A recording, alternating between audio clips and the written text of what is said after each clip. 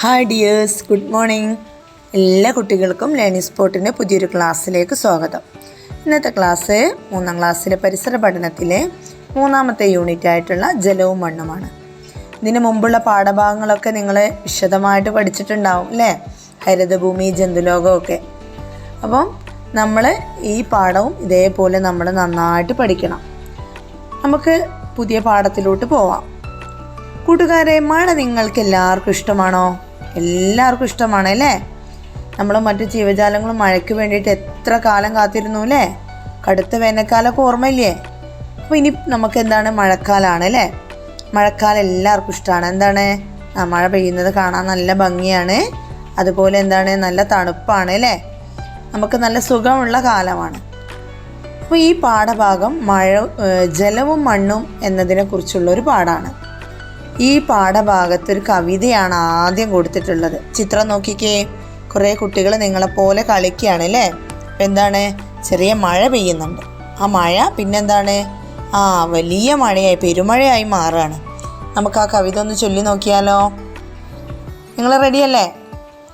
കുട്ടനും കൂട്ടരും കളികൾ തുടങ്ങി, പെട്ടെന്നയ്യാ ചെറുമഴ ചാറി, മാനമിരുണ്ടു വെള്ളിടി പാറി, കുട്ടനും കൂട്ടരും വീട്ടിലേക്കോടി, ചെറുമഴ പുതുമഴ കലപിലമേളം, ആ മഴ പിന്നെ പെരുമഴയായി, പെരുമഴ മാറി കാർമുകിൽ നീങ്ങി, മണ്ണ് കുളിർത്തു പൂക്കൾ ചിരിച്ചു, കുട്ടൻ കൂട്ടാർക്കൊപ്പം കൂടി ആർത്തു തിമിർത്തു തകതിമിതോ. കുട്ടികളെ, കവിതയിൽ മഴയെക്കുറിച്ചാണ് പറയുന്നത് അല്ലേ? ഇവിടെ നോക്കിക്കേ, ഒരു ചിത്രം നോക്കിക്കേ. ഒരു മരത്തിൻ്റെ ചിത്രം കൊടുത്തിട്ടുണ്ട്. മഴത്തുള്ളികൾ എൻ്റെ ഇലകളിൽ തട്ടി ചിന്നിത്തെറിക്കുന്നത് കാണാൻ നല്ല രസമായിരുന്നു.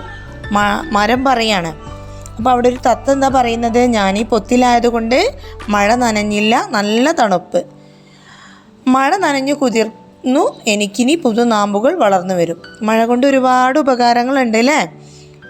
നല്ല തണുപ്പുണ്ടാകുന്നുണ്ട്. അതുപോലെ എന്താണ്, പുതുനാമ്പുകളൊക്കെ വിരിയുന്നുണ്ട്. ചെടികൾക്കൊക്കെ എന്താണ് ഇവിടെ പറയുന്ന എന്താണ് ചിത്രത്തിൽ, മഴ കൊണ്ട് ഇവർക്കൊക്കെ ഉണ്ടായ ഉപകാരങ്ങളാണ് പറയുന്നത് അല്ലേ? അടുത്ത പേജ് നോക്കിക്കേ. മഴ കഴിഞ്ഞാൽ എന്തെല്ലാം മാറ്റങ്ങളാണ് നമ്മുടെ പരിസരത്തുണ്ടാവുക? മഴ പെയ്തു കഴിഞ്ഞാൽ എന്തെല്ലാം മാറ്റങ്ങളാണ് നമ്മുടെ പരിസരത്തുണ്ടാകുന്നത്? മണ്ണ് നനയുന്നു, നീർച്ചാലുകൾ രൂപപ്പെടുന്നു, ജലാശയങ്ങളിലെ ജലനിരപ്പ് ഉയരുന്നു, പരിസരത്ത് തണുപ്പ് അനുഭവപ്പെടുന്നു, ചെടികൾക്ക് പുതുനാമ്പുകൾ തളിർക്കുന്നു അല്ലേ? പുതിയ ഇലകളൊക്കെ വരും. പുഴ, കുളം, കനാല്, കിണർ മുതലായ ജലാശയങ്ങളൊക്കെ നിറയുന്നു, മരങ്ങളും ചെടികളും തളിർക്കുന്നു, കൃഷി തുടങ്ങും അല്ലേ? നമ്മുടെ പറമ്പൊക്കെ എന്താണ്, ഉണങ്ങിയിട്ടുണ്ടാവും. അപ്പോൾ മണ്ണൊക്കെ ഉണങ്ങിയിട്ടുണ്ടാവും. അപ്പോൾ മഴ പെയ്തു കഴിഞ്ഞാൽ ചെറിയ ചെറിയ കൃഷികളൊക്കെ തുടങ്ങും. കുഴികളിലും താഴ്ന്ന പ്രദേശങ്ങളിലും വെള്ളം നിറയുന്നു. അതുപോലെ മഴ പെയ്യുമ്പോൾ എന്താണ്, ശക്തമായിട്ടുള്ള മഴ പെയ്യുമ്പോൾ നമുക്കറിയാം. ഇപ്പോൾ വയനാട്ടിലൊക്കെ ഉണ്ടായ സംഭവം അറിയാം. മഴ പെയ്ത സമയത്ത് എന്താണ്, മണ്ണൊക്കെ കുറേ ഒലിച്ചു അല്ലേ? അവിടെ ഉരുൾപൊട്ടലൊക്കെ ഉണ്ടായി, കുറേ പാറയും മണ്ണും മരങ്ങളൊക്കെ ഒലിച്ചു പോയി. അപ്പോൾ ശക്തമായിട്ടുള്ള മഴ പെയ്യുമ്പോൾ മണ്ണങ്ങനെ ഒലിച്ചു പോകും. അതുപോലെ ഈയാമ്പാറ്റകൾ മണ്ണിൽ നിന്ന് ഉയരുന്നു, തവളകളുടെ കരച്ചിൽ കേൾക്കുന്നു.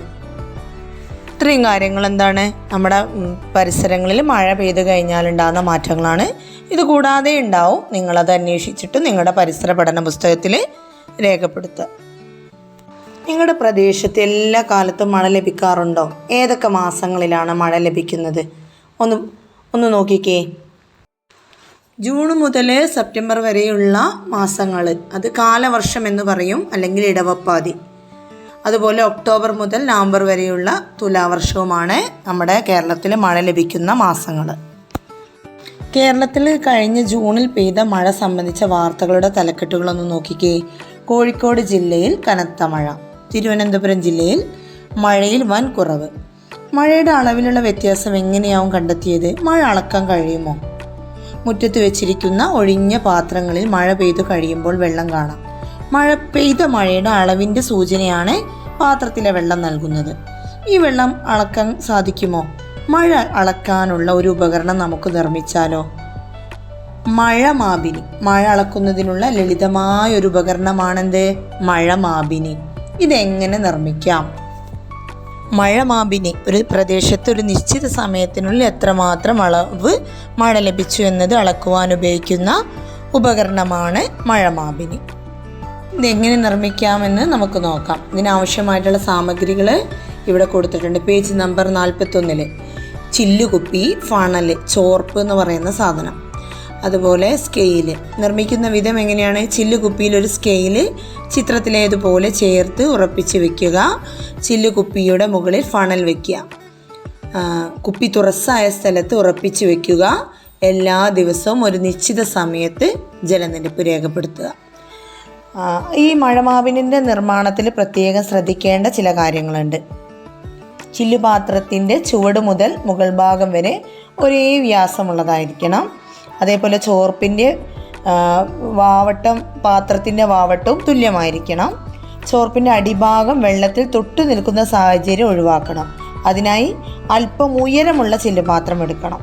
മഴമാപിനി നേരിട്ട് മഴവെള്ളം വീഴുന്ന തരത്തിൽ വേണം മഴമാപിനി സ്ഥാപിക്കാൻ. അത് മരത്തിൻ്റെ ചോട്ടിലൊന്നാവരുത്, തുറസായ സ്ഥലത്ത് വേണം മഴമാപിനി വെക്കാൻ. മഴമാപിനി നിർമ്മിച്ചു കഴിഞ്ഞാൽ ഒരാഴ്ചത്തെ മഴ കൃത്യമായിട്ട് അളക്കണം. താഴെ കാണുന്നൊരു പട്ടികയുണ്ട്. ഒരാഴ്ചത്തെ മഴയുടെ അളവ് അതിൽ നിങ്ങൾ രേഖപ്പെടുത്തണം. തീയതിയും ലഭിച്ച മഴയുടെ അളവും കൃത്യമായിരിക്കണം. മാത്രമല്ല 7 ദിവസവും കൃത്യമായിട്ട് പട്ടിക പൂർത്തിയാക്കിയതിന് ശേഷം പട്ടിക നോക്കിയിട്ട് താഴെ പറയുന്ന കാര്യങ്ങൾ കണ്ടെത്തണം. ഏറ്റവും കൂടുതൽ മഴ ലഭിച്ചത് ഏത് ദിവസമാണ്? ഏറ്റവും കുറവ് മഴ ലഭിച്ചത് ദിവസം ഏതാണ്? തീരെ മഴ ലഭിക്കാത്ത ദിവസമുണ്ടോ? ഒരാഴ്ച ആകെ എത്ര മഴ ലഭിച്ചു? ഇതൊക്കെ അതിലെന്ത് ചെയ്യണം? രേഖപ്പെടുത്തണം. എനിക്കും ഒരു മഴമാപിനി വീട്ടിൽ തയ്യാറാക്കൂ. ഓരോ ദിവസവും ലഭിച്ച മഴയുടെ അളവ് എൻ്റെ പരിസര പഠന പുസ്തകത്തിൽ രേഖപ്പെടുത്തി കണ്ടെത്തലുകൾ അവതരിപ്പിക്കും. നിങ്ങൾക്ക് വീട്ടിൽ മഴമാപിനി തയ്യാറാക്കാം. അതായത് സാധാ ഒരു ബോട്ടിലെടുത്തിട്ട് അതിൻ്റെ മുകൾ വശം കട്ട് ചെയ്യുക. എന്നിട്ട് ആ ബോട്ടിലേക്ക് ആ മുകൾ വശം കമഴ്ത്തി വയ്ക്കുക. നിങ്ങൾക്ക് സ്കെയിൽ ഉപയോഗിച്ചിട്ട് അതിൻ്റെ അളവ് കൃത്യമായിട്ട് രേഖപ്പെടുത്താം. നിങ്ങൾക്ക് വീട്ടിലും ഇതുപോലെ ഒരു മഴമാപിനി നിർമ്മിക്കാം. അടുത്ത പ്രവർത്തനം നോക്കൂ. മഴവെള്ളം എവിടേക്ക്? മഴ പെയ്തു കഴിഞ്ഞാൽ മഴവെള്ളം എങ്ങോട്ടാണ് പോകുന്നത്? മഴവെള്ളം മണ്ണിലേക്ക് താഴ്ന്നു പോകുന്നുണ്ടോ? ഇത് കണ്ടെത്താൻ നമുക്കൊരു പ്രവർത്തനം ചെയ്തു നോക്കിയാലോ? എങ്കിൽ തയ്യാറാക്കിക്കോളൂ. ഈ പ്രവർത്തനത്തിന് വേണ്ട വസ്തുക്കൾ എന്തൊക്കെയാണ്? ചിത്രം 1 നോക്കി. ഉണങ്ങിയ മണ്ണ് നിറച്ച അടിഭാഗത്ത് ഒരു വശത്ത് ദ്വാരമിട്ട കുപ്പി, പ്ലാസ്റ്റിക് കുപ്പി. രണ്ടാമത്തതോ ഒരു പ്ലാസ്റ്റിക് കുപ്പി, നല്ല വെള്ളം, സൂചിയിലെ എന്താണ്? ചിത്രം 2 വസ്തുക്കൾ ഉപയോഗിച്ച് ചിത്രം 1 പാത്രത്തിലെ മണ്ണിലേക്ക് മഴ പെയ്യിക്കും. എന്താണ്? രണ്ടാമത്തെ കുപ്പിയിൽ എന്ത് വേണം? പ്ലാസ്റ്റിക് കുപ്പിയുടെ അടിയിൽ സൂചി ഉപയോഗിച്ച് ധാരാളം കൊച്ചു ദ്വാരങ്ങൾ ഉണ്ടാക്കണം. ആ കുപ്പിയിൽ വെള്ളം ഒഴിച്ചു കഴിഞ്ഞാൽ മഴ റെഡിയാവും. അപ്പോൾ എന്താണ് ചെയ്യേണ്ടത്? ആദ്യത്തെ കുപ്പിയിൽ ഉണങ്ങിയ മണ്ണ് നിറച്ച കുപ്പീൻ്റെ അടിഭാഗത്ത് വേണം ദ്വാരമിടാൻ. എന്നിട്ട് രണ്ടാമത്തെ കുപ്പിയിൽ വെള്ളം നിറച്ചിട്ട് ആ ദ്വാരത്തിലൂടെ മഴവെള്ളം താഴത്തെ കുപ്പിയിലേക്ക് മഴവെള്ളം മഴ പെയ്യിക്കണം. അപ്പോൾ എന്താ സംഭവിക്കുക? മണ്ണിൽ വെള്ളം വീഴും. ആ വെള്ളത്തിന് എന്താണ് സംഭവിച്ചത്? നോക്കിക്കേ, ഉണങ്ങിയ മണ്ണിൽ ജലം താഴ്ന്നിറങ്ങിയത് കണ്ടില്ലേ? അധികം വന്ന ജലം കുപ്പിയുടെ അടിയിലെ ദ്വാരത്തിലൂടെ പുറത്തേക്ക് ഒഴുകുന്നതായും കാണാൻ കഴിയും അല്ലേ? മണ്ണിൽ വീഴുന്ന മഴവെള്ളം കുറേ എന്താണ് ചെയ്യുന്നത്? കുറേ ഒഴുകിപ്പോവും അല്ലേ? കുറേ വെള്ളം താഴ്ന്നു പോവും. ഇതുപോലെ കിണറിന് മുകളിൽ വീഴുന്ന മഴവെള്ളം കൊണ്ട് കിണർ ഒരിക്കലും നിറയില്ല എന്ന് നമുക്കറിയാം അല്ലേ? മണ്ണിലേക്ക് ഇറങ്ങുന്ന ജലമാണ് കിണർ നിറയാൻ കാരണമെന്ന് നിങ്ങൾക്ക് മനസ്സിലാവും ഈ പരീക്ഷണത്തിലൂടെ. നമുക്കിതൊന്ന് എഴുതി നോക്കിയാലോ? പരീക്ഷണ രീതി. ആദ്യത്തെ പ്ലാസ്റ്റിക് കുപ്പിയുടെ അടിഭാഗത്ത് സൂചി ഉപയോഗിച്ച് ഒരു ദ്വാരമിട്ടു. അതിനുള്ളിൽ ഉണങ്ങിയ മണ്ണ് നിറയ്ക്കുക. രണ്ടാമത്തെ കുപ്പിയുടെ വശങ്ങളിൽ കൂടുതൽ ദ്വാരമിടൂ. അതിൽ വെള്ളം നിറച്ച് മഴ പെയ്യുന്നത് പോലെ ആദ്യത്തെ കുപ്പിയിലേക്ക് വെള്ളം നനയ്ക്കുക. മണ്ണിൽ വീണ വെള്ളത്തിൽ എന്ത് സംഭവിച്ചു എന്ന് നിരീക്ഷിക്കുക. നിരീക്ഷണം എന്താണ്? മണ്ണിൽ നിറച്ച കുപ്പിയിലേക്ക് വീഴുന്ന ജലം മണ്ണിൽ താഴുന്നു. നിഗമനം എന്താണ്? ഇതിന് മനസ്സിലായ കാര്യം, ഉണങ്ങിയ മണ്ണിന് ജലം ഉൾക്കൊള്ളുവാനുള്ള കഴിവുണ്ട്. അടുത്തത് ജലസ്രോതസ്സുകളെ കുറിച്ചാണ്. എന്താണ് ജലസ്രോതസ്സുകൾ എന്ന് പറഞ്ഞാൽ? നമ്മുടെ ആവശ്യത്തിന് വേണ്ട ജലം ശേഖരിച്ചു വെച്ചിട്ടുള്ള ഇടങ്ങളാണ് ജലസ്രോതസ്സുകൾ അല്ലേ? ഏതൊക്കെയാണ് പ്രധാനപ്പെട്ട ജലസ്രോതസ്സുകൾ? ജലസ്രോതസ്സുകൾ എന്ന് പറഞ്ഞാൽ എന്താണ്? നമ്മുടെ ആവശ്യത്തിന് വേണ്ട ജലം ശേഖരിച്ചു വെച്ചിട്ടുള്ള ഇടങ്ങളാണ് ജലസ്രോതസ്സുകൾ. പ്രധാന ജലസ്രോതസ്സുകൾ ഏതൊക്കെയാണ്? കിണറുണ്ട്, കുഴൽക്കിണർ, കുളം, തടാകം, കായൽ, കനാൽ, അരുവി, പുഴ, കടൽ. അടുത്തതൊരു ചിത്രമാണ്. പേജ് നമ്പർ 44 കൊടുത്ത് നോക്കിക്കേ. ജീവജലം. ഇവിടെ ഒരു ചിത്രം തന്നിട്ടുണ്ട് അല്ലേ. ഒരുപാട് ജീവികളുണ്ട്. ഏതൊക്കെ ജീവികളാണുള്ളത്? ആനയുണ്ട്, കടുവയുണ്ട്, കാട്ടുപോത്ത്, കൊക്കുണ്ട്, മീനുണ്ട്, മുതലയുണ്ട്, പിന്നെ പരുന്തുണ്ട്, പിന്നെയോ കുരങ്ങനുണ്ട്, പാമ്പൊക്കെ ഉണ്ട് അല്ലേ. ചിത്രം നിരീക്ഷിക്കൂ. പുഴയിലെ ജലം എന്തെല്ലാം ആവശ്യങ്ങൾക്കാണ് ഈ ജീവികൾ ഉപയോഗിക്കുന്നത്? പട്ടിക പൂർത്തിയാക്കൂ. അവിടെ ജീവിയുണ്ട്, ജലം കൊണ്ടുള്ള ആവശ്യങ്ങളുണ്ട് അല്ലേ. അവിടെ നമുക്കൊന്ന് എഴുതി പട്ടിക പൂർത്തിയാക്കിയാലോ. നിങ്ങളുടെ വീട്ടാവശ്യത്തിനുള്ള വെള്ളം എവിടെ നിന്നാണ് ലഭിക്കുന്നത്? കിണർ ജലം ഉപയോഗിക്കുന്നവരുണ്ടാവും, കുഴൽക്കിണറിലെ ജലം ഉപയോഗിക്കുന്നവരുണ്ടാകും. അതുപോലെ നഗരപ്രദേശങ്ങളിൽ, പട്ടണങ്ങളിലൊക്കെ ആണെങ്കിൽ മിക്കവരും പൈപ്പ് ജലമായിരിക്കും ഉപയോഗിക്കുന്നത് അല്ലേ. പുഴവെള്ളമൊക്കെ ഫിൽട്ടർ ചെയ്തതിന് ശേഷം ഉപയോഗിക്കുന്ന പൈപ്പ് വെള്ളമായിരിക്കും. അതുപോലെ കൃഷി ആവശ്യത്തിന് നാം ജലം ഉപയോഗിക്കാറില്ലേ. ഇതിനുള്ള ജലം എവിടെ നിന്നാണ് കിട്ടുന്നത്? കുളങ്ങളുണ്ട്, തോടുകൾ, പുഴകൾ, കായലുകൾ തുടങ്ങിയ ജലസ്രോതസ്സുകൾ നമ്മൾ കൃഷി ആവശ്യത്തിനുള്ള ജലം നമുക്ക് ലഭ്യമാക്കുന്നുണ്ട് അല്ലേ. നിങ്ങളുടെ വീടുകളിൽ എവിടെ നിന്നാണ് ജലം ലഭ്യമാകുന്നത്? അധിക പേരുടെ വീട്ടിലും കിണറാണ് അല്ലേ. നമ്മുടെ വീട്ടിലുള്ള കിണറിൽ നിന്നാണ് നമുക്ക് നമ്മുടെ ആവശ്യങ്ങൾക്കുള്ള വെള്ളമൊക്കെ കിട്ടുന്നത്. അടുത്ത് നോക്കിക്കേ, സുരംഗയും കേണിയും. ഈ പേരുകൾ നിങ്ങൾ കേട്ടിട്ടുണ്ടോ? എന്താണ് സുരംഗ, എന്താണ് കേണി? നമുക്ക് നോക്കാം. ഒരാൾക്ക് നടന്നു പോകാൻ മാത്രം വലിപ്പമുള്ള തുരങ്കങ്ങൾ നിർമ്മിച്ച് അതിലൂടെ ഭൂഗർഭജലത്തെ പുറത്തേക്ക് കൊണ്ടുവരുന്ന സംവിധാനമാണ് സുരംഗ എന്നറിയപ്പെടുന്നത്. കാസർഗോഡ് ജില്ലയിലും കർണാടകത്തിലും ചില ഭാഗങ്ങളിലുമാണ് സുരംഗങ്ങളുള്ളത്. ഇതൊരു കിണറാണ് അല്ലേ. മലയൊക്കെ തുറന്നിട്ട് എന്ത് ചെയ്യും, അതിൻ്റെ ഉള്ളിൽ ഒരാൾക്ക് നടന്നു പോകാം. അവിടെ തുരങ്കങ്ങൾ ഉണ്ടാക്കിയിട്ട് കിണറിലെ ഭൂമിയുടെ അടിയിലേക്ക് കുഴി കുത്തിയിട്ട് അവിടുന്ന് വെള്ളം എന്ത് ചെയ്യുക, പുറത്തോട്ട് കൊണ്ടുവരിക. അവിടെ വെള്ളത്തിന് പ്രയാസമുള്ള സ്ഥലങ്ങളായിരിക്കാം. അപ്പോൾ എന്താണ്, മല തുരന്നിട്ടായിരിക്കാം ഭൂഗർഭജലത്തെ പുറത്തേക്ക് കൊണ്ടുവരുന്നത്. അടുത്തത് എന്താണ്? കേണി. കേണി എന്നാൽ കിണർ എന്നാണ് അർത്ഥം. വലിയ മരത്തടികൾ തുരന്ന് ഭൂമിയിലേക്ക് താഴ്ത്തിയാണ് കേണികൾ നിർമ്മിക്കുക. അതായത് വലിയ മരത്തടികൾ ഉണ്ടാവും, അതിങ്ങനെ എന്താണ് അടിയിലേക്ക് തുരന്നിട്ട് അവിടെ വലിയ കുഴിയായിട്ടുണ്ടാവും. നേരിട്ട് പാത്രങ്ങൾ കൊണ്ട് വെള്ളം കോരിയെടുക്കാവുന്ന ആഴമേ കേണികൾക്കുണ്ടാവും. കേരളത്തിലെ പല ആദിവാസി വിഭാഗങ്ങളും ഇപ്പോഴും കേണികൾ ഉപയോഗിക്കുന്നവരുണ്ട്. ഇത് രണ്ടും എന്താണ്, കിണർ തന്നെയാണ് കേട്ടോ. കുട്ടികളെ ഇവിടെ കൊടുത്ത ചിത്രം നിരീക്ഷിക്കൂ. പുഴയിലെ ജലം എന്തെല്ലാം ആവശ്യങ്ങൾക്കാണ് ഈ ജീവികൾ ഉപയോഗിക്കുന്നത്? ഇവിടെ ഒരുപാട് ജീവികളുണ്ട്. ആനയുണ്ട്, കാട്ടുപോത്തുണ്ട്, കുരങ്ങനുണ്ട്, കടുവയുണ്ട്, മുതല, പാമ്പ്, മാന് അല്ലേ, ചെറു മത്സ്യങ്ങളൊക്കെ ഉണ്ട്. അപ്പോൾ എന്തൊക്കെ ആവശ്യങ്ങൾക്കാണ് ഈ ജീവികൾക്ക് ജലം കൊണ്ട് എന്തൊക്കെ ആവശ്യങ്ങളാണുള്ളത്? ഫസ്റ്റ് ഇവിടെ കൊടുത്തത് മീനാണ്. മീനിൻ്റെ താമസ സ്ഥലം ജലമാണ്. നീന്തി സഞ്ചരിക്കുന്നതിന് മീനിന് ജലം വേണം. അതുപോലെ ആഹാരം അല്ലേ, അതിലുള്ള ജീവികളൊക്കെയാണ് മീൻ ഭക്ഷിക്കുന്നത്. അതുപോലെ ആന വെള്ളം കുടിക്കുന്നതിന് ആവശ്യമുണ്ട്. അതേപോലെ കുളിക്കുന്നതിന്, ശരീരം തണുപ്പിക്കാൻ ജലം ആവശ്യമാണ്. അടുത്തത് കൊക്കാണ്.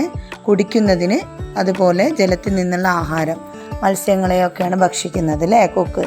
അതുപോലെ മാൻ എന്തിനാണ്? മാനും വെള്ളം കുടിക്കുന്നതിന്, അതുപോലെ കുളിക്കുന്നതിന്, ശരീരം തണുപ്പിക്കാൻ വേണ്ടി അവർ കുളിക്കും. മുതലയുടെ താമസ സ്ഥലം കൂടിയാണ് ജലം. ജലത്തിൽ നിന്നും ആഹാരം കണ്ടെത്തുന്നു അല്ലേ. ഇത്രയും കാര്യങ്ങളുണ്ട്. അതുകൂടാതെ വേറെയും ജീവികളുണ്ട്. ഇവയൊക്കെ എന്താണ്, കുടിക്കുന്നതിനും അതുപോലെ ഇവരുടെ ശരീരം തണുപ്പിക്കുന്നതിനും മറ്റാവശ്യങ്ങൾക്കുമായി ജലം ഉപയോഗിക്കുന്നു. നാം എന്തെല്ലാം ആവശ്യങ്ങൾക്കാണ് ജലം ഉപയോഗിക്കുന്നത്? കുടിക്കുന്നതിന്, കുളിക്കുന്നതിന്, പ്രാഥമികമായിട്ടുള്ള ആവശ്യങ്ങൾക്ക്, ഭക്ഷണം പാചകം ചെയ്യാൻ, കൃഷി ആവശ്യത്തിന്, വാഹനങ്ങൾ കഴുകാൻ, വസ്ത്രങ്ങൾ അലക്കുന്നതിന്, വളർത്തുമൃഗങ്ങളെ കുളിപ്പിക്കാൻ, നിലം വൃത്തിയാക്കാൻ, ചെടി നനയ്ക്കാൻ, പഴങ്ങളും പച്ചക്കറികളും കഴുകാൻ, പാത്രം കഴുകാൻ, വാഹനങ്ങൾ കഴുകാൻ, അതുപോലെ കെട്ടിട നിർമ്മാണം അല്ലേ, വ്യാവസായികമായിട്ടുള്ള പ്രവർത്തനങ്ങൾക്ക്, മൺപാത്ര നിർമ്മാണത്തിന്, വൈദ്യുതി ഉണ്ടാക്കാനൊക്കെ നമുക്ക് വളരെ അത്യാവശ്യമുള്ള ഒരു ഘടകമാണ് ജലം. ആവശ്യത്തിനു ജലം ലഭിക്കാതെ വന്നാൽ നമുക്ക് എന്തെല്ലാം പ്രയാസങ്ങളുണ്ടാകും ഒന്ന് പറഞ്ഞ്. കുടിവെള്ളക്ഷാമം ഉണ്ടാവും, കുടിക്കാൻ ജലമില്ലാത്ത അവസ്ഥ ഉണ്ടാവും, ഭക്ഷണം പാകം ചെയ്യാൻ ആവശ്യമായ ജലം ലഭിക്കാതെ പ്രയാസപ്പെടും, ജലം ലഭിക്കാതെ കൃഷിയെല്ലാം നശിക്കും, ജലം കൊണ്ടുള്ള മറ്റു ആവശ്യങ്ങളെല്ലാം പ്രയാസത്തിലാകും, വയലുകളും കുളങ്ങളും വറ്റി വരളുന്നു, അതുപോലെ സസ്യങ്ങൾ ഉണങ്ങുന്നു, ജീവജാലങ്ങൾ നശിക്കുന്നു, നമ്മുടെ പ്രകൃതി തന്നെ നശിക്കും ജലമില്ലാത്ത അവസ്ഥ വന്നാൽ. ഇവിടെ കൊടുത്തിരിക്കുന്ന ഒരു ചിത്രം നോക്കൂ. പാഴാക്കരുതേ, നഗരമധ്യത്തിൽ കുടിവെള്ള പൈപ്പ് പൊട്ടി റോഡ് മുഴുവൻ വെള്ളത്തിൽ. ഇത്തരം വാർത്തകൾ നിങ്ങൾ കണ്ടിട്ടുണ്ടാവുമല്ലോ. ജലം പാഴായി പോകുന്നൊരു സന്ദർഭമാണിത് അല്ലേ. കുടിവെള്ളത്തിൻ്റെ പൈപ്പ് പൊട്ടിയിട്ട് വെള്ളം പാഴായി പോവാണ്. ഇതുപോലുള്ള മറ്റ് സന്ദർഭങ്ങൾ ഏതൊക്കെയാണ്? പല്ല് തേക്കുമ്പോൾ അനാവശ്യമായിട്ട് ടാപ്പ് തുറന്നിടുന്നു, ടാങ്ക് നിറഞ്ഞൊഴുകുന്നത്, പൈപ്പ് പൊട്ടി വെള്ളം പാഴാകുന്നത്, അതുപോലെ കുളിമുറിയിലെ ഷവർ അനാവശ്യമായി തുറന്നിടുന്നത്, വാഹനം കഴുകുമ്പോൾ വെള്ളം പാഴാകുന്നു, അതുപോലെ ശുചിമുറിയിലൊക്കെ കേടുവന്ന ടാപ്പുകളിൽ ശരിയായി ഉപയോഗിക്കാതിരുന്നാൽ ചെടി നനയ്ക്കുമ്പോൾ ഇങ്ങനെയൊക്കെ എന്താണ് ജലം പാഴായി പോകുന്നുണ്ട്. അപ്പോൾ ഇത്തരം സന്ദർഭങ്ങൾ നമ്മൾ എന്ത് ചെയ്യണം? കഴിയുന്നതും ഒഴിവാക്കി ജലം പാഴായി പോകാതിരിക്കാൻ നമുക്ക് ഒരുപാട് കാര്യങ്ങൾ ചെയ്യാൻ കഴിയും. എന്തൊക്കെയാണത്? ടാപ്പുകൾ അനാവശ്യമായിട്ട് തുറന്നിടാതിരിക്കുക, ആവശ്യം കഴിഞ്ഞാൽ ടാപ്പ് അടയ്ക്കുക, വാട്ടർ ടാങ്ക് നിറഞ്ഞു കവിയുന്ന സാഹചര്യങ്ങൾ ഒഴിവാക്കുക, അതുപോലെ പാത്രത്തിൽ ആവശ്യത്തിന് മാത്രം ജലം ശേഖരിക്കുക, ജലവിതരണ പൈപ്പുകൾ ചോർച്ചയില്ലെന്ന് ഉറപ്പുവരുത്തുക, ശുചിമുറിയിലെ ഫ്ലഷുകൾ നിയന്ത്രിച്ച് ഉപയോഗിക്കുക, അതുപോലെ കുളിക്കാൻ, അലക്കാൻ, നനയ്ക്കാൻ തുടങ്ങിയ ഓരോ ആവശ്യത്തിനും ജലം വളരെയധികം അത്യാവശ്യമാണ്. ജലം പാഴായി പോകാതിരിക്കാൻ എന്തെല്ലാം കാര്യങ്ങൾ നമുക്ക് ചെയ്യാൻ കഴിയും? ടാപ്പുകൾ അനാവശ്യമായി തുറന്നിടരുത്, ആവശ്യം കഴിഞ്ഞാൽ ടാപ്പുകൾ അടയ്ക്കണം, അതുപോലെ വാട്ടർ ടാങ്ക് നിറഞ്ഞു കവിയുന്ന സാഹചര്യം ഒഴിവാക്കുക, പാത്രങ്ങളിൽ ആവശ്യത്തിന് മാത്രം ജലം ശേഖരിക്കുക, ജലവിതരണ പൈപ്പുകൾക്ക് ചോർച്ചയില്ലെന്ന് ഉറപ്പുവരുത്തുക, ശുചിമുറിയിലെ ഫ്ലഷുകൾ നിയന്ത്രിച്ച് ഉപയോഗിക്കുക, അതുപോലെ നീരുറവകളും കനാലുകളും നിലനിർത്തുക, പരമാവധി ചെടികൾ നട്ടു വളർത്തുക, നെൽവയലുകൾ നിരപ്പാക്കുന്ന ഒഴിവാക്കുക, പാത്രങ്ങൾ കഴുകാൻ ഒരിക്കലും ടാപ്പ് വെള്ളം നേരിട്ട് ഉപയോഗിക്കാതിരിക്കുക, നിങ്ങൾ കുളിക്കുമ്പോൾ ഒരു ബക്കറ്റിൽ വെള്ളം എടുക്കുക, അതുപോലെ കിണറും പരിസരവും വൃത്തിയായി സൂക്ഷിക്കുക, മഴവെള്ളം പരമാവധി കോമ്പൗണ്ടിൽ സംഭരിക്കുക, അതുപോലെ ശരിയായ സമയത്ത് വാട്ടർ ടാപ്പുകൾ അടയ്ക്കുക, ഉപയോഗിച്ച് കഴിഞ്ഞാൽ അപ്പം തന്നെ അടയ്ക്കുക, അതുപോലെ ജലത്തിൻ്റെ ഉപയോഗം നിയന്ത്രിച്ചുകൊണ്ട് ജലസംരക്ഷണം ഉറപ്പാക്കുക, ജലമലിനീകരണം തടയുക. ഇത്രയും കാര്യങ്ങളാണ് ജലസംരക്ഷണവുമായി ബന്ധപ്പെട്ടിട്ടുള്ളത്. നമ്മൾ ജലസംരക്ഷണത്തിൻ്റെ കാര്യത്തിൽ ജലസംരക്ഷണത്തിനായിട്ട് കൂടുതൽ പ്രാധാന്യം കൊടുക്കേണ്ടത് വളരെ അത്യാവശ്യമാണ്. അടുത്തതായി പഠിക്കുന്നത് ജലശുദ്ധീകരണത്തെക്കുറിച്ചാണ്. ഇവിടെ ചിത്രത്തിൽ എന്തെല്ലാമാണ് തന്നിരിക്കുന്നത്? മഴ പെയ്യുന്നത് തന്നിട്ടുണ്ട് അല്ലേ. അതുപോലെ ഒരു കിണറിൻ്റെ ചിത്രവുമുണ്ട്. മണ്ണിൽ വീണ് കലങ്ങിയ മഴവെള്ളം കിണറ്റിലേക്ക് എത്തുമ്പോൾ തെളിഞ്ഞു വരുന്നത് എങ്ങനെയാണ്? ഇവിടെ കൊടുത്തിട്ടുണ്ട്. മഴവെള്ളത്തിൻ്റെ ഒരു ഭാഗം മണ്ണിലേക്ക് താഴേക്ക് അരിച്ചിറങ്ങുന്നു. ഇത് ഉറവയായി കിണറ്റിലും മറ്റു ജലസ്രോതസ്സുകളിലും എത്തിച്ചേരുന്നു. മണ്ണിലൂടെ അരിച്ചിറങ്ങുമ്പോഴാണ് വെള്ളം തെളിഞ്ഞു വരുന്നത്. നമുക്ക് ശുദ്ധമായിട്ടുള്ള തെളിവെള്ളമാണ് കിണറിൽ നിന്ന് കിട്ടുന്നത്. എങ്ങനെയാണെന്നാണ് ഇവിടെ പറഞ്ഞിട്ടുള്ളത്. അടുത്ത ചെറിയൊരു പരീക്ഷണമാണ്. അതായത് കലങ്ങിയ വെള്ളമാണ് നമ്മുടെ മണ്ണിലൂടെ അരിച്ചിറങ്ങുന്നത്. ഈ അരിച്ചിറങ്ങുന്ന വെള്ളത്തിലെ മാലിന്യങ്ങൾ മണ്ണിൽ തടഞ്ഞു നിൽക്കുകയും താഴോട്ട് പോകുന്തോറും വെള്ളം എന്ത് ചെയ്യാണ്? തെളിഞ്ഞു വരികയാണ്. ഇത് നമുക്കൊരു പരീക്ഷണത്തിലൂടെ തെളിയിക്കാം. കലക്ക വെള്ളത്തെ എങ്ങനെ തെളിനീരാക്കാം. അതിന് വേണ്ടത് ചിരട്ട 3 എണ്ണം, പഞ്ഞി അല്ലെങ്കിൽ തുണിക്കഷ്ണം, ചരൽ, മണൽ, ചിരട്ടക്കരി, ഒരു ചില്ലു ഗ്ലാസ്, കലങ്ങിയ വെള്ളം. ഈ പ്രവർത്തനം ചെയ്യുന്ന വിധമാണ് ഇവിടെ കൊടുത്തത്. 3 ചിരട്ടകൾ എടുത്ത് ഓരോന്നിനും അടിയിൽ ദ്വാരമിടുക. ദ്വാരമിട്ട ഭാഗത്ത് പഞ്ഞിയോ തുണിയോ വയ്ക്കുക. ചരൽ, മണൽ, ചിരട്ടക്കരി എന്നിവ പലതവണ നന്നായി കഴുകി വൃത്തിയാക്കുക. ചരൽ, മണൽ, ചിരട്ടക്കരി എന്നിവ ഓരോ ചിരട്ടയിലും നിറയ്ക്കുക. ഒരു ചില്ലു ഗ്ലാസ്സിന് മുകളിൽ ചിത്രത്തിൽ കാണുന്ന ക്രമത്തിൽ അവ വയ്ക്കുക. മുകൾ ഭാഗത്തെ ചിരട്ടയിൽ കലങ്ങിയ വെള്ളം ഒഴിക്കുക. എന്താണ് നിങ്ങൾക്ക് കണ്ടെത്താൻ കഴിഞ്ഞത്? ചില്ലു ഗ്ലാസ്സിൽ തെളിഞ്ഞ വെള്ളം ലഭിച്ചില്ലേ? എങ്ങനെയാണ് ലഭിച്ചത്? അവിടെ എൻ്റെ കണ്ടെത്തലുകൾ രേഖപ്പെടുത്തിയിട്ടുണ്ട്. എന്താണ്? കലക്ക വെള്ളത്തിലെ ഖരമാലിന്യങ്ങൾ ഓരോ ചിരട്ടയിലൂടെയും കടന്നു പോകുമ്പോൾ കുറേയൊക്കെ അരിച്ചു മാറ്റപ്പെടുന്നു. അരിച്ചു മാറ്റപ്പെടാത്ത ഏറ്റവും ചെറിയ മാലിന്യങ്ങളെ ചിരട്ടക്കരിയിലെ സുഷിരങ്ങൾ ആഗിരണം ചെയ്യുന്നു. മാലിന്യങ്ങളുടെ അംശം കുറഞ്ഞതുകൊണ്ടാണ് വെള്ളം നമുക്ക് തെളിഞ്ഞതായിട്ട് കാണുന്നത്. ഇതേ രീതി ഉപയോഗിച്ചാണ് മഴവെള്ള സംഭരണികളിൽ ജലം അരിച്ചെടുക്കുന്നത്. അതുപോലെ നമ്മുടെ സ്ഥാപനങ്ങളിലും വീടുകളിലും കുടിവെള്ളം ശുദ്ധീകരിക്കുന്നതിനായുള്ള ഉപകരണങ്ങൾ ഉപയോഗിക്കാറുണ്ട് അല്ലേ. വാട്ടർ പ്യൂരിഫിക്കേഷൻ ഉപയോഗിക്കാറുണ്ട്. ശുദ്ധജലക്ഷാമം രൂക്ഷമായ ചില രാജ്യങ്ങളിലെ കടൽ വെള്ളം ശുദ്ധീകരിച്ച് കുടിവെള്ളമായി ഉപയോഗിക്കുന്നു. അതുപോലെ തന്നെ പൊതുജലവിതരണ സംവിധാനങ്ങളിലൂടെ വീടുകളിൽ ലഭിക്കുന്ന വെള്ളം വിവിധ ജലസ്രോതസ്സുകളിൽ നിന്ന് ശേഖരിച്ച് ശുദ്ധീകരിച്ചതാണ്. നമ്മൾ ഇതുവരെ പഠിച്ചത് ജലത്തിൻ്റെ പ്രാധാന്യത്തെക്കുറിച്ചാണ് അല്ലേ. ഇനി അടുത്തതായിട്ട് നമ്മൾ പഠിക്കുന്നത് മണ്ണിൻ്റെ പ്രാധാന്യം എന്ത്, അതിൻ്റെ പ്രയോജനങ്ങളെക്കുറിച്ചൊക്കെയാണ് അല്ലേ. ജലത്തെ പോലെ നമുക്ക് മനുഷ്യന് വളരെയധികം അത്യാവശ്യമുള്ള ഒരു ഘടകമാണ് മണ്ണ്. മണ്ണിൻ്റെ പ്രാധാന്യം എന്തൊക്കെയാണ്? മണ്ണിനെ ആശ്രയിച്ചാണ് മനുഷ്യരും മറ്റു ജന്തുക്കളും സസ്യങ്ങളും എല്ലാം കഴിയുന്നത്. മണ്ണില്ലാത്ത അവസ്ഥ ഒന്ന് ആലോചിച്ച് നോക്കിയേ. മണ്ണിൻ്റെ പ്രാധാന്യങ്ങൾ മനസ്സിലാവുന്ന 2-3 ചിത്രങ്ങൾ ഇവിടെ കൊടുത്തിട്ടുണ്ട്. എന്താണ് ഇവിടെ പറഞ്ഞത്? മണ്ണിലെ മാളങ്ങളിലാണ് ഞങ്ങളുടെ താമസം. ആരാണ്? മുള്ളംപന്നി അല്ലേ. മുള്ളംപന്നി, അതുപോലെ പാമ്പ്, എലിയൊക്കെ എന്താണ്, മാളങ്ങൾ ഉണ്ടാക്കിയിട്ട്, മണ്ണിൽ മാളങ്ങൾ ഉണ്ടാക്കിയിട്ട് അതിലാണ് ജീവിക്കുന്നത്. അതുപോലെ നോക്കി ഇവിടെ ഒരു വിത്ത് മുളച്ച് വന്നിട്ടുണ്ട്. മണ്ണിലായിരുന്നു ഞാൻ, ജലം ലഭിച്ചപ്പോൾ പുറത്തു വന്നു. വിത്ത് മുളച്ച് വരുന്നത് എന്തിൽ നിന്നാണ്? മണ്ണിൽ നിന്നാണ്. ഞാൻ എന്നും മണ്ണിൽ തന്നെ. അതെന്താണ്? മണ്ണിരയാണ്. മണ്ണിരയുടെ വാസസ്ഥലം എന്താണ്? മണ്ണാണ് അല്ലേ. അപ്പോൾ മണ്ണ് കൊണ്ട് ജന്തുക്കൾക്കും സസ്യങ്ങൾക്കും എന്തെല്ലാം പ്രയോജനങ്ങളുണ്ട് എന്നാണ് നമ്മളിവിടെ പഠിക്കുന്നത്. മണ്ണ് കൊണ്ട് സസ്യങ്ങൾക്കും ജന്തുക്കൾക്കും എന്തെല്ലാം പ്രയോജനങ്ങളാണുള്ളത്? വിവിധ ജീവികൾക്ക് വാസസ്ഥലം ഒരുക്കുന്നു. സസ്യങ്ങൾക്കും വിവിധ ജീവികൾക്കും ആഹാര സമ്പാദനത്തിൽ സഹായിക്കുന്നു. ജീവികൾക്ക് മണ്ണും മാളങ്ങളും സംരക്ഷണവും അഭയവും നൽകുന്നു. സസ്യങ്ങൾ വളരുവാനും അവയുടെ വേരുകൾ ഉറപ്പിച്ചു നിർത്തുവാനും സഹായിക്കുന്നു. കാലാവസ്ഥാ നിയന്ത്രണത്തിൽ നിർണായക പങ്ക് വഹിക്കുന്നു. ജലശുദ്ധീകരണത്തിനും ജലലഭ്യത ഉറപ്പുവരുത്തുന്നതിനും സഹായിക്കുന്നു. അടുത്തത്, മനുഷ്യർക്ക് ഏതെല്ലാം വിധത്തിലാണ് മണ്ണ് പ്രയോജനപ്പെടുന്നത്? കൃഷിക്ക്, വീട് നിർമ്മാണത്തിന്, ചട്ടി, കലം, ഓട് തുടങ്ങിയ വീട് സാമഗ്രികൾ നിർമ്മിക്കുന്നതിന്, സസ്യങ്ങൾ വളർത്തുന്നതിന്, കരകൗശല വസ്തുക്കളുടെ നിർമ്മാണത്തിന്. ഇതുകൂടാതെ ഇനിയും പ്രയോജനങ്ങളുണ്ട്. കൂടുതൽ പ്രയോജനങ്ങൾ കണ്ടെത്തൂ. പരിസര പഠന പുസ്തകത്തിൽ നിങ്ങൾ രേഖപ്പെടുത്തൂ.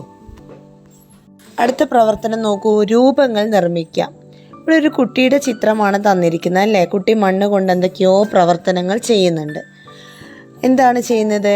കളിമണ്ണ് കൊണ്ടുണ്ടാക്കിയ രൂപങ്ങൾ കണ്ടല്ലോ. നമുക്കും ഇതുപോലെ ഉണ്ടാക്കി നോക്കാം.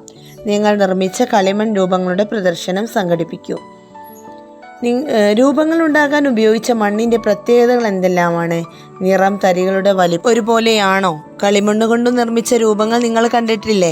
പശിമയുള്ള മണ്ണാണ് കളിമണ്ണ് അല്ലേ. കളിമണ്ണ് കൊണ്ടുണ്ടാക്കിയ മൺപാത്രങ്ങൾ നമ്മുടെയൊക്കെ വീടുകളിൽ കാണും. കുറച്ച് കളിമണ്ണ് സംഘടിപ്പിച്ചിട്ട് നിങ്ങൾ കൂട്ടുകാരോടൊപ്പം ചേർന്ന് പല രൂപങ്ങൾ ഉണ്ടാക്കി നോക്കൂ. നിങ്ങളുണ്ടാക്കിയ രൂപങ്ങളുടെ ഒരു പ്രദർശനവും നിങ്ങൾക്ക് ക്ലാസ്സിൽ സംഘടിപ്പിക്കാം. എന്തൊക്കെയാണ് കളിമണ്ണ് കൊണ്ട് നമ്മൾ ഉണ്ടാക്കുന്ന വസ്തുക്കൾ? മൺചട്ടിയുണ്ട്, മൺകലം, അതുപോലെ ഓട്, മൺചിരാത് അല്ലേ. അതുപോലെ പൂച്ചട്ടികൾ, തറയോട്, ഇഷ്ടികയൊക്കെ എന്താണ്? കളിമണ്ണ് കൊണ്ടാണ് നമ്മൾ നിർമ്മിക്കുന്നത്. നമ്മുടെ പ്രദേശത്ത് എല്ലായിടത്തും മണ്ണ് ഒരുപോലെയാണോ? കടൽ തീരത്തെ മണ്ണ് നിങ്ങൾ കണ്ടിട്ടില്ലേ? മലമ്പ്രദേശത്തെ മണ്ണോ? വിവിധ പ്രദേശങ്ങളിൽ കണ്ടുവരുന്ന മണ്ണുകൾക്ക് ധാരാളം പ്രത്യേകതകളുണ്ട് അല്ലേ. നമ്മുടെ സ്കൂൾ പരിസരത്തെ വിവിധ സ്ഥലങ്ങളിലെ മണ്ണൊന്ന് പരിശോധിച്ച് നോക്കിയേ. മുറ്റത്തെ മണ്ണ്, മരച്ചുവട്ടിലെ മണ്ണ്, ജൈവ സ്കൂൾ വൈവിധ്യ ഉദ്യാനത്തിലെ മണ്ണ്, കളിസ്ഥലത്തെ മണ്ണ്, ഇതൊക്കെ ശേഖരിക്കുക. മണ്ണുകളുടെ പ്രത്യേകതകളൊക്കെ നിരീക്ഷിച്ച് കണ്ടെത്തുക. എന്തെല്ലാം കാര്യങ്ങളാണ് നിരീക്ഷിക്കേണ്ടത്? മണ്ണിൻ്റെ നിറം, തരികളുടെ വലിപ്പം, മണ്ണിൻ്റെ പശിമ, മണ്ണിൻ്റെ ജലാംശം, ഇവയെല്ലാം പരിശോധിച്ച് പാഠപുസ്തകത്തിലെ താഴെ കാണുന്ന പട്ടിക പൂർത്തിയാക്കണം. അവിടെ എന്തൊക്കെയാണ് എഴുതേണ്ടത്? ശേഖരിച്ച സ്ഥലം വേണം, മണ്ണിൻ്റെ നിറം വേണം, മറ്റു പ്രത്യേകതകളും വേണം. ഈ പട്ടിക നിങ്ങൾ ക്ലാസ് ടീച്ചറുടെ സഹായത്തോടെ പൂർത്തിയാക്കൂ. അടുത്തത് കേരളത്തിലെ മണ്ണിനങ്ങളെക്കുറിച്ചാണ്. കേരളത്തിൽ പ്രധാനമായി 8 ഇനം മണ്ണിനങ്ങളുണ്ട്. ഒന്ന് തീരദേശ മണ്ണ്, സമുദ്രതീരത്ത് കാണുന്നു, ഫലഭൂഷ്ടി കുറവാണ്. രണ്ടാമത്തേത് എക്കൽ മണ്ണ്, പുഴയോരത്തും സമതല പ്രദേശങ്ങളിലും കാണുന്നു, നല്ല ഫലഭൂഷ്ടിയുണ്ട്. മൂന്നാമത്തേത് കരിമണ്ണാണ്, ചതുപ്പ് നിലങ്ങളിൽ കാണുന്നു. നാലാമത്തെ വെട്ടുകൽ മണ്ണ്, ചരൽ കലർന്ന പശ്ചിമരാശി കളിമണ്ണാണ്, അമ്ല സ്വഭാവമുണ്ട്. അടുത്തത് ചെമ്മണ്ണാണ്, മണൽ കലർന്ന പശ്ചിമരാശി മണ്ണ്, തിരുവനന്തപുരം ജില്ലയിൽ കൂടുതലായിട്ട് കാണുന്നു. ആറാമത്തെ മലയോര മണ്ണാണ്, മലകളിൽ കാണുന്നു, അമ്ല സ്വഭാവം കുറവാണ്. ഏഴാമത്തെ കറുത്ത പരുത്തി മണ്ണാണ്, പാലക്കാട് ജില്ലയിൽ കാണുന്നു, ക്ഷാരഗുണമുള്ള മണ്ണാണ്. എട്ടാമത്തെ വനമണ്ണാണ്, വനപ്രദേശങ്ങളിൽ കാണുന്നു, നല്ല ഫലഭൂഷ്ടിയുള്ള കറുത്ത മണ്ണാണ്. അടുത്തതായി മണ്ണിൻ്റെ കഥ എന്ന പ്രവർത്തനമാണ്. കൂട്ടുകാരെ, എന്നെ നിങ്ങൾക്ക് പരിചയമുണ്ടല്ലോ. ഞാനാണ് മണ്ണ്. ഞാൻ പലതരത്തിലും പല വിധത്തിലുമുണ്ട്. ഓരോ പ്രദേശത്തും എൻ്റെ സ്വഭാവം വ്യത്യാസപ്പെട്ടിരിക്കും. ലക്ഷക്കണക്കിന് സൂക്ഷ്മജീവികളും പല ജൈവ ഘടകങ്ങളും എന്നിലുമുണ്ട്. ആയിരക്കണക്കിന് വർഷത്തെ നിരന്തരമായ ജൈവ അജൈവ പ്രവർത്തനങ്ങളിലൂടെയാണ് ഞാൻ ഈ വിധത്തിൽ രൂപപ്പെട്ടത്. മണ്ണിൻ്റെ കഥയുടെ തുടക്കം വായിച്ചല്ലോ. മണ്ണുണ്ടാകുന്ന പ്രക്രിയയെക്കുറിച്ച് കൂടുതൽ വിവരങ്ങൾ കണ്ടെത്തൂ. കൂട്ടുകാരുമായി ചർച്ച ചെയ്ത് മണ്ണിൻ്റെ കഥ പൂർത്തിയാക്കി എൻ്റെ പരിസര പഠന പുസ്തകത്തിൽ എഴുതൂ. ആയിരക്കണക്കിന് വർഷത്തെ നിരന്തരമായ ജൈവ പ്രവർത്തനങ്ങളിലൂടെയാണ് മണ്ണുണ്ടാകുന്നത്. അതിൽ ഉൾപ്പെട്ടിരിക്കുന്ന നിരവധി ഘടകങ്ങളുണ്ട്. പ്രധാനമായത് താഴെ പറയുന്നവയാണ്. എങ്ങനെയാണ് മണ്ണുണ്ടാകുന്നത്? ദീർഘകാലത്തെ പ്രക്രിയ കൊണ്ടാവാം. അതേപോലെ കാലാവസ്ഥയിലുണ്ടാകുന്ന മാറ്റം, ചൂട്, തണുപ്പ്, കൊടുങ്കാറ്റ് മുതലായവ, നദികളുടെ ഒഴുക്ക്, പാറ പൊട്ടിക്കൽ, മണ്ണൊലിപ്പ്, കടലിലെ തിരമാലകൾ, ജൈവിക പ്രവർത്തനം, ഇതുമൂലമൊക്കെ എന്താവാം? മണ്ണുണ്ടാകാം. അടുത്തത് മണ്ണിനുള്ളിൽ എന്തെല്ലാം എന്ന പ്രവർത്തനമാണ്. മണ്ണിനുള്ളിൽ കഴിയുന്ന ജീവികൾ ഏതെല്ലാം എഴുതി നോക്കൂ. ആലൻസ് ഉപയോഗിച്ച് സ്കൂൾ പരിസരത്തെ മണ്ണ് നിരീക്ഷിക്കൂ. ഏതെല്ലാം ജീവികളെ കണ്ടെത്താൻ കഴിഞ്ഞു? ഇവയ്ക്ക് ആവശ്യമായ ഭക്ഷണം, ജലം, വായു എന്നിവ എവിടെ നിന്നാണ് ലഭിക്കുന്നത്? ഇതറിയുന്നതിന് നമുക്ക് ചില പരീക്ഷണങ്ങൾ ചെയ്തു നോക്കാം. ഇവിടെ മണ്ണിനുള്ള ജീവികൾ ഏതെല്ലാമാണ്? മണ്ണിലുള്ള ജീവികളാണ് ഉറുമ്പ്, മണ്ണിര, ചിതൽ, പഴുതാര, പുഴു, വണ്ട്, അതുപോലെ ഫംഗസ്, ചാണകപ്പുഴു, കുഴിയാനുണ്ട്, തേരട്ടുണ്ട്, നിമാവിരകളുണ്ട്, ചിലന്തി, ബാക്ടീരിയ, ഒച്ച്.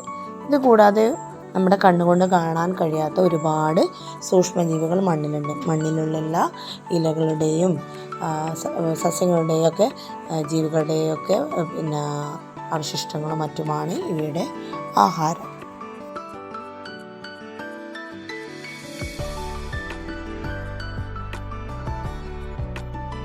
അടുത്തത് മണ്ണിലെ വായു. മണ്ണിൽ വായു ഉണ്ടോ? എങ്ങനെ കണ്ടെത്താം? ഒരു പരീക്ഷണമാണ്. ഏതാനും ഉണങ്ങിയ മൺകട്ടകൾ എടുക്കുക. ഒരു ഗ്ലാസ്സിൽ വെള്ളമെടുത്ത് അതിലേക്ക് മൺകട്ടകൾ ഇടുക. എന്താണ് സംഭവിക്കുന്നത്? കണ്ടെത്തലുകൾ കൂട്ടുകാരുമായി പങ്കുവെക്കുകയും എൻ്റെ പരിസര പഠന പുസ്തകത്തിൽ എഴുതുകയും ചെയ്യുക.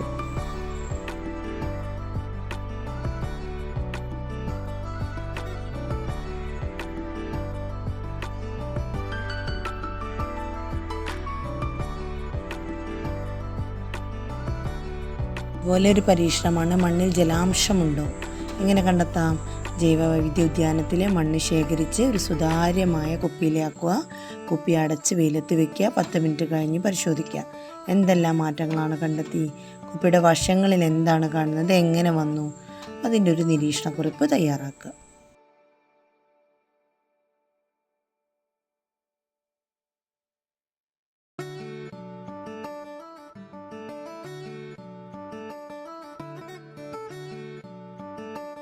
അടുത്തത് മണ്ണിലെ ജൈവാംശം അടങ്ങിയിരിക്കുന്നു എന്നുള്ള പരീക്ഷണമാണ്. ഒരു ഗ്ലാസ്സിൽ ജൈവവൈവിധ്യ ഉദ്യാനത്തിൽ നിന്ന് ശേഖരിച്ച മണ്ണ് പകുതി നിറയ്ക്കുക. ഇതിലേക്ക് ജലമൊഴിച്ച് നന്നായി ഇളക്കുക. എന്താണ് നിങ്ങൾക്ക് കാണാൻ കഴിയുന്നത്? നിരീക്ഷണക്കുറിപ്പ് തയ്യാറാക്കും. ഉണങ്ങിയ ഇലകളും കമ്പ് കഷ്ണങ്ങളും ജീവികളുടെ അവശിഷ്ടങ്ങളും അടങ്ങിയതാണ് ജൈവാംശം കൂടുതലുള്ള മണ്ണിലാണ് ചെടികൾ നന്നായി വളരുന്നത്. ജൈവാംശം ഉള്ള മണ്ണാണ് മണ്ണിരയുടെ ആഹാരം. നിങ്ങളുടെ വീട്ടു പരിസരത്ത് എവിടെയാണ് കൂടുതൽ ജൈവാംശമുള്ള മണ്ണുള്ളത്? കണ്ടെത്തൂ. മണ്ണ് സംരക്ഷിക്കണം എന്ന് പറയുന്നത് എന്തുകൊണ്ടാണ്? മണ്ണിനകത്തും പുറത്തുമായി വലുതും ചെറുതുമായ ലക്ഷക്കണക്കിന് ജീവികളുണ്ട്. സസ്യങ്ങൾ മണ്ണിൽ നിന്ന് ജലവും പോഷകങ്ങളും വലിച്ചെടുത്ത് വളരുന്നു. മനുഷ്യനുൾപ്പെടെയുള്ള ജീവികൾ വിവിധ ആവശ്യങ്ങൾക്കായിട്ട് മണ്ണിനെ ആശ്രയിക്കുന്നു. മണ്ണ് മലിനമാകാതെയും ഫലപുഷ്ടി നഷ്ടപ്പെടാതെയും സംരക്ഷിച്ചാലേ നമുക്ക് നിലനിൽക്കാൻ കഴിയുള്ളൂ. കാരണം മനുഷ്യന് ജീവിക്കുന്നത് തന്നെ സസ്യങ്ങളെയും ജന്തുക്കളെയും ഒക്കെ ആശ്രയിച്ചിട്ടാണല്ലേ. അപ്പം സസ്യങ്ങൾ വളരണമെങ്കിൽ എന്ത് വേണം? മണ്ണ് വേണം. അതുപോലെ സസ്യങ്ങളെ ഭക്ഷിച്ചിട്ടാണ് ജന്തുക്കൾ ജീവിക്കുന്നത്. അപ്പോൾ എല്ലാ ജീവജാലങ്ങൾക്കും ജലം പോലെ തന്നെ അത്യാവശ്യമുള്ളൊരു ഘടകമാണ് മണ്ണ്. അപ്പം ജലവും മണ്ണും നമ്മൾ അത്രയധികം സംരക്ഷിച്ചേ മതിയാവുകയുള്ളൂ.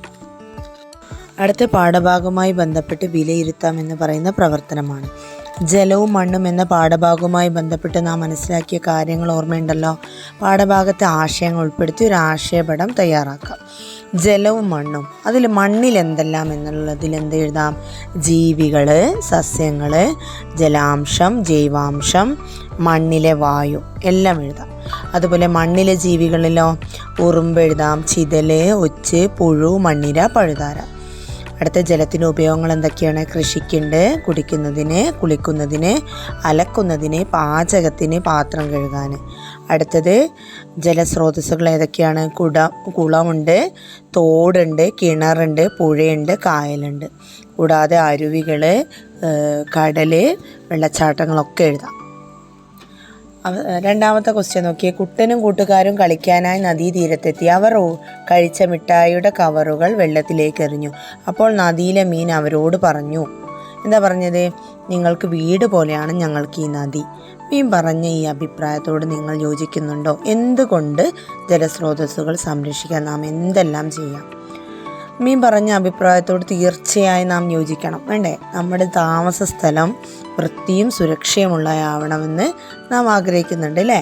അതുപോലെ മീനും മറ്റു ജലജീവികളും താമസിക്കുന്ന ജലസ്രോതസ്സുകൾ സുരക്ഷിതമാവണമെന്ന് അവരും ആഗ്രഹിക്കുന്നു. അവസാനം നോക്കിയ ജലസ്രോതസ്സുകൾ സംരക്ഷിക്കാൻ നാം എന്തൊക്കെയാണ് ചെയ്യേണ്ടത്? കുട്ടികളായ നിങ്ങൾ എന്തൊക്കെ ചെയ്യാം? ജലാശയങ്ങളിലെ മാലിന്യങ്ങൾ വലിച്ചെറിയരുത്. ജലാശയങ്ങൾ വൃത്തിയായി സംരക്ഷിക്കാനുള്ള അറിയിപ്പ് ബോർഡുകളൊക്കെ അവിടെ തയ്യാറാക്കാം. അതുപോലെ ജലജീവികളെ ഉപദ്രവിക്കരുത്. അതിൽ നമ്മൾ മീൻ പിടിക്കാനൊക്കെ വേണ്ടി വിഷാംശങ്ങളൊക്കെ കലർത്തും, അല്ലേ? അപ്പോൾ അതുപോലുള്ള അങ്ങനത്തെ പണികളൊന്നും ചെയ്യാൻ പാടില്ല. അതുപോലെ ജലാശയങ്ങൾ മണ്ണിട്ട് നികത്തരുത്, അല്ലേ? അതുപോലെ ജലാശയങ്ങൾക്ക് സമീപം അറിയിപ്പ് ബോർഡുകളൊക്കെ വയ്ക്കാം. ജലാശയങ്ങളിൽ ജലം ശേഖരിക്കാനുള്ള സൗകര്യമൊരുക്കുക, അല്ലേ? സമീപവാസികൾക്ക് കുടിക്കാനും കുളിക്കാനും അതുപോലെ അവരെ ജലസേചനത്തിനുമുള്ള സംവിധാനമൊക്കെ ഒരുക്കാം. നമുക്കുള്ള ജലാശയങ്ങൾ നമ്മൾ നല്ല രീതിയിൽ സംരക്ഷിക്കാം. അപ്പോൾ ഇത്രയും കാര്യങ്ങളാണ് ഇന്നത്തെ ക്ലാസ്സിൽ പഠിച്ചത്. ജലവും മണ്ണും എന്ന പാഠഭാഗം നിങ്ങൾക്ക് നന്നായി മനസ്സിലായിട്ട് കാണുമെന്ന് കരുതുന്നു. പഠിച്ച കാര്യങ്ങളൊക്കെ നിങ്ങളുടെ കൂട്ടുകാരിലേക്കും നിങ്ങൾ ഷെയർ ചെയ്യാം. അപ്പോൾ ഇന്നത്തെ ക്ലാസ് ഇവിടെ കഴിയാണ്. അടുത്ത ക്ലാസ്സിൽ പുതിയൊരു പാഠഭാഗവുമായി നമുക്ക് കാണാം. എല്ലാ കൂട്ടുകാർക്കും താങ്ക്സ് ഫോർ വാച്ചിങ്.